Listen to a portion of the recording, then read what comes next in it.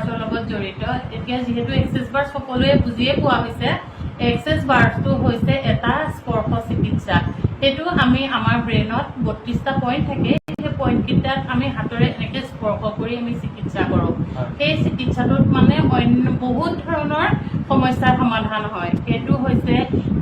depression anxiety যেনেকুৱা ধৰণৰ বেমাৰেই নহওক আমাৰ শৰীৰত এটা চিকিৎসা কৰিলে সকলোখিনি সমস্যাৰ সমাধান হয় পইচা পাতিৰ সমস্যাৰ পৰা ল'ৰা ছোৱালী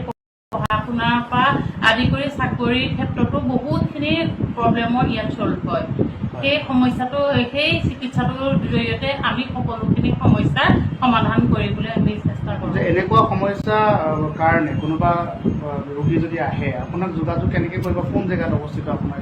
মোৰ চেম্বাৰ হৈছে মই এতিয়া বৰ্তমান ঘৰতে মই চিকিৎসা কৰি আছোঁ আৰু যদি দূৰৰ পেচেণ্ট হয় তেতিয়া মই অকলে হ'লে এগৰাকী যাবলৈ দিগদাৰ হয় যদি 2-3জন ৰোগী একেলগে তেওঁলোক থাকে তেতিয়াহ'লে মোৰ লগত যোগাযোগ কৰিলে মই ফোন কৰিলে মই গৈ তেওঁলোকক তাতে মই বাৰ্ছ ৰাউণ্ড কৰি দিব পাৰিম